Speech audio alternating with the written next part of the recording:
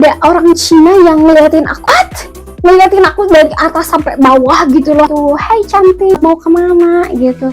Hai cantik, kenalan dong.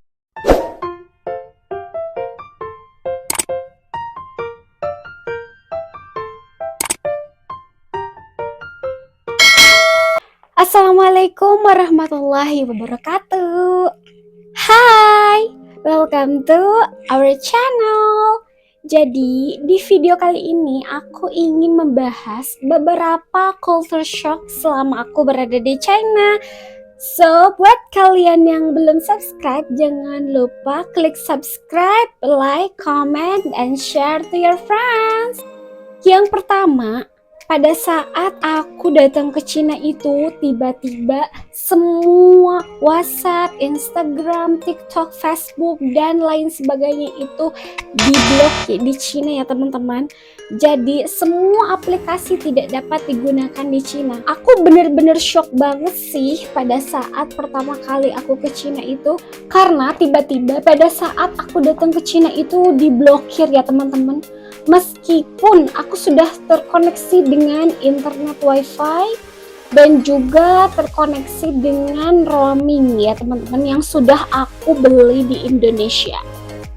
So, solusinya adalah kalian harus mendownload VPN apapun itu, dan aku punya beberapa aplikasi VPN yang rekomen banget yang sudah aku gunakan di China, dan dari mulai yang berbayar maupun yang tidak berbayar aku punya rekomendasinya, tapi di video selanjutnya, so stay tune terus ya teman-teman.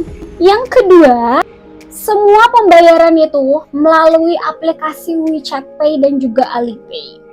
Kenapa ini menjadi culture shock aku? Secara kan ya, di Indonesia itu seringkali kita menggunakan uang kertas sebagai pembayaran ke satu orang terhadap orang lainnya, ke konsumen terhadap produsen. Tapi di Cina itu kita menggunakan WeChat Pay dan Alipay. Jangankan pedagang-pedagang kecil, mohon maaf yang di jalan juga ya, misalkan tunawisma seperti itu, mereka menggunakan Alipay dan WeChat Pay sebagai metode pembayaran. So, buat kalian yang mau pergi ke Cina, kalian harus tidak usah banyak-banyak membawa uang cash, karena di sana itu kebanyakan hampir semua pedagang di sana itu menggunakan Alipay atau juga WeChat Pay. Dan itu sangat useful banget sih, karena itu memudahkan kita juga untuk terhindar dari kehilangan uang ataupun yang lainnya pada saat di China. Yang ketiga, culture shock selanjutnya adalah setiap hari kita memakan mie ya teman-teman, baik itu makan siang ataupun kadang makan malam juga makan mie. Dan pada saat aku mau ke restoran juga untuk makan siang ataupun makan malam, kebanyakan semua toko itu menjual mie, dan ternyata mie itu tidak satu jenisnya ya. Kalau kita makan mie di Indonesia namanya mie, semua itu baik yang kuning, ada yang putih, semuanya mie. Tapi kalau di sana berbeda namanya, dalamnya dan lain sebagainya ya. Penyebutannya beda itu pasti mie-nya itu bakal beda juga. Jadi kalian tonton dulu atau tanyakan dulu kepada pedagangnya mie apa yang mereka sediakan. Karena ada juga teman-teman yang mie yang terbuat dari singkong, ubi, kedelai, bahkan ada yang terbuat dari oat. So, sebelum kalian makan, kalian harus tanyakan dulu, karena berbeda nama, berbeda tekstur, berbeda pula rasanya. Next, culture shock yang keempat, ada yang namanya itu sup beras ya teman-teman. Pertama kali, maksudku itu sup nasi. Pertama kali aku ditawari temanku untuk makan sup nasi. Aku pikir sup nasi itu adalah nasi, Terus ada sup kayak sayur sop, sayur asem atau yang lainnya ya. Ternyata sup nasi itu adalah nasi yang ditambah air banyak banget teman-teman. Dan ini adalah makan malam mereka. Biasanya mereka itu makan ini pada saat malam hari. Nah, sup nasi ini sangat disukai oleh orang Cina. Ini benar-benar buat aku kaget sih teman-teman. Secara aku Indonesian, aku orang Indonesian, tiap hari makan nasi. Dan nasinya itu nasi yang pulen gitu, nggak ada air sama sekali. Udah surut kan airnya kan pada saat dimasak di Magicom itu. Tapi di Cina itu mereka sengaja tambahin air yang banyak banget. Jadilah sup nasi yang mereka makan pada saat malam hari. Yang kelima, di Cina itu ada yang namanya pasar jodoh. Iya, kalian gak salah denger. Di Cina itu ada yang namanya pasar jodoh teman-teman.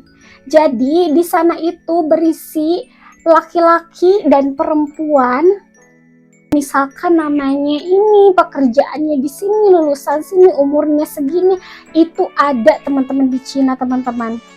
Dan mereka itu bukan lulusan yang mohon maaf kayak SD, kayak enggak sekolah, enggak. Tapi kebanyakan dari mereka itu adalah lulusan S1, ada juga lulusan S2, S3, ada juga yang lulusan SD gitu. Itu banyak banget ya teman-teman. Setiap hari orang yang datang itu orang tuanya, bahkan mereka itu menunggu ya nama anaknya di situ. Terus kalau misalkan ada yang cocok, cus langsung menikah. Yang keenam, di Cina itu nggak boleh makan sayuran mentah. Aku nggak tahu sih apakah ini sama dengan kota lain atau tidak. Hanya saja ini di tempatku ya teman-teman. Ini di daerahku, di tempat aku tinggal, aku tuh nggak boleh makan sayuran mentah. Kata mereka sayuran mentah itu tidak baik untuk kesehatan karena memiliki banyak bakteri dan juga bahan kimianya atau segalanya ya sejenisnya.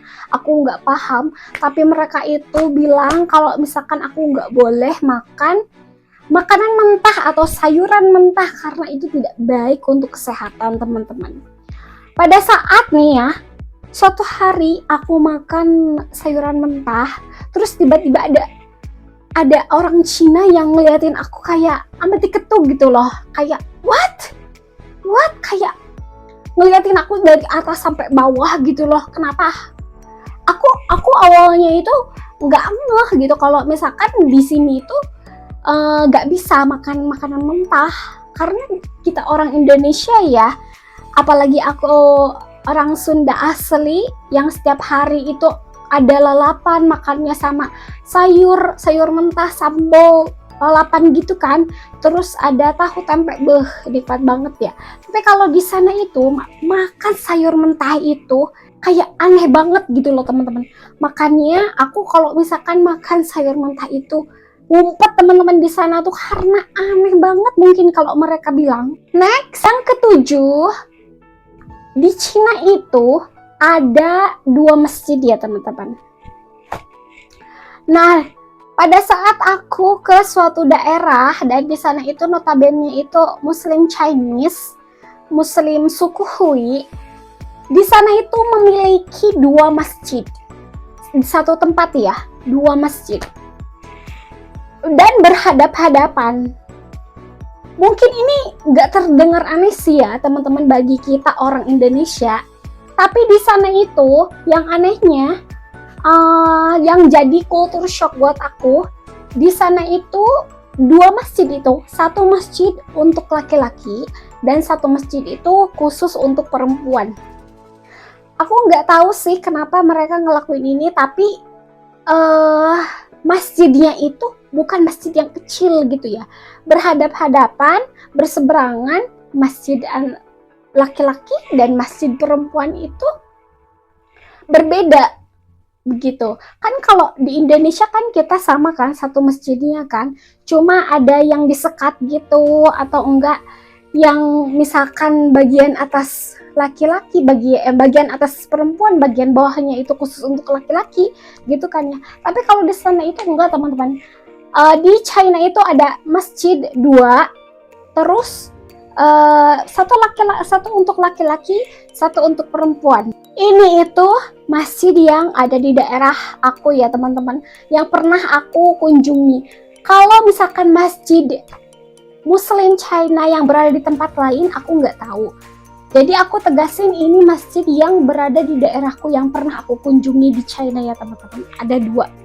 Next, yang ke-8, kultur shock di Cina itu nggak ada air teman-teman. What? Nggak ada air? Yap, nggak ada air. Tapi airnya berbeda. Air untuk membersihkan habis dari toilet. Air apa ya? Air cebok gitu ya teman-teman. Kalau di Indonesia itu kan kita memiliki air, ada gayung juga di toilet. Kalau di Cina itu nggak ada. Kebanyakan dan semua Chinese itu memakai tisu teman-teman.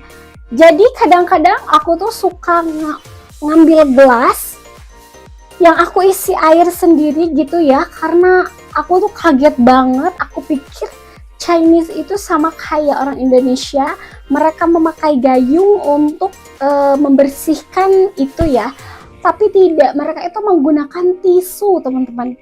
Jadi mungkin next time aku pergi ke China lagi, aku bakal bawa pipet portable atau enggak gayung dari sini ya teman-teman.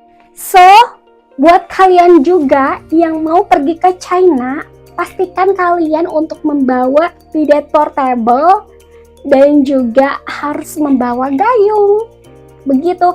Atau enggak, kalian nggak mau ribet, kalian bawa aja botol kosong terus isi air di sana. Nah itu bisa jadi alternatif untuk kalian membersihkan daerah itu ya. Next, yang ke-9, kita kalau misalkan makan di restoran China, terus terus kita makan ya, kita makan pesen lauk dan pesen ikan itu, pesen lauk dan pesen nasi itu. Kalau di Indonesia kan kita biasanya makan pesen nasi dan juga pesen lauknya itu datangnya itu barengan ya. Tapi beda teman-teman. Di China itu kalau misalkan kalian pesen nasi dan juga pesen lauknya itu, yang datang pertama kali adalah lauknya. Dan nasinya itu datang belakangan teman-teman. Aku pernah pesen nasi dan lauk ya, tapi yang datang itu lauknya duluan. Lauknya udah habis. Aku pikir nasi, mereka itu nggak jual nasi kan, aku pikir nasinya itu nggak ada. Tapi ternyata salah teman-teman, nasinya itu datangnya belakangan pada saat lauknya udah habis, semuanya udah habis ya. Mereka itu baru datang gitu loh. Jadi itu kaget banget sih. So sebelum kalian pesan, lebih baik kalian bicarakan dulu dengan pelayan restoran setempat. Di China itu nggak ada sendok dan garpu ya teman-teman. Kenapa nggak ada sendok dan garpu? Karena kebanyakan dari mereka itu memakai sumpit teman-teman. Dan di restoran juga kebanyakan itu memakai sumpit dan tidak menyediakan sendok dan garpu. Yang ke-11, orang Cina itu kalau ngomong itu kenceng banget. Sampai-sampai nih ya, pada saat deket-deketan pun mereka itu bicaranya itu teriak-teriak gitu loh, kayak yang mau ngajak tawuran gitu. Nah, atau enggak nih ya, di telepon, apalagi di telepon, suaranya itu udah terdengar dari luar gitu, karena suaranya itu keras banget. Kan kalau di sini di Indonesia ya ngomongnya itu pelan-pelan gitu ya, terkecuali dari Batak atau dari Medan, karena sudah culture mereka berbicara dengan keras. Tapi kalau di Indonesia kan kita ini kebanyakan ngomongnya itu pelan gitu, slow gitu ya. Tapi kalau di sana enggak, ngomongnya itu keras banget. Kayak gini pun keras banget teman-teman. Terus pada saat pertama kali aku datang ke Cina, terus aku ngeliat kan orang-orang pakai bahasa Chinese ngobrol sama temennya itu, aku pikir mereka lagi berantem teman-teman. Ternyata enggak. Ternyata mereka itu lagi ngobrol biasa aja. Dan ini yang membuat aku shock, aku kaget. Yang ke-12, di Cina itu CCTV di mana-mana. Apa aman di Cina? Jelas. Di Cina itu aman banget teman-teman, karena CCTV di mana-mana. Setiap 100 meter pasti ada CCTV. Dan CCTV-nya itu bukan yang kecil-kecil, tapi yang besar banget teman-teman. Yang besar, terus yang bisa ngedeteksi wajah kita gitu ya. Terus CCTV setiap jalan, setiap tikungan, setiap lengkungan, setiap tanjakan pasti ada CCTV. Jadi kalau di sana itu aman banget. Aku pernah ya pulang jam 10 malam, terus aku jalan sendiri. Di sana itu malahan gak ada cowok yang misalkan sweet gitu, hai cantik, lagi di mana, lagi mau kemana gitu, hai cantik, kenalan dong, gak ada teman-teman. Jalan sendiri di jam 10 malam itu pun aman ya, karena di sana itu cowok-cowoknya juga cuek aja, semua orang juga cuek-cuek aja gitu teman-teman. Yang terakhir, ini jadi culture shock banget sih buat aku. Karena apa? Karena pada saat aku jalan bersama orang Cina ya, meskipun itu ibu-ibu atau nenek-nenek yang sudah berumur 60, 70, 80, tapi mereka itu jalannya itu cepet banget. Aku nggak tahu kenapa mereka bisa jalan cepet banget, tapi mereka itu jalannya itu benar-benar cepet teman-teman.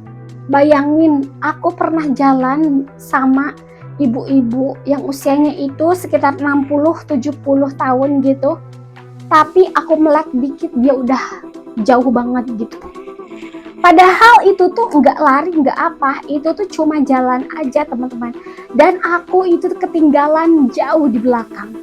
Aku shock banget sih, kenapa mereka itu bisa sesehat itu, dan kenapa mereka itu bisa jalannya itu cepat banget.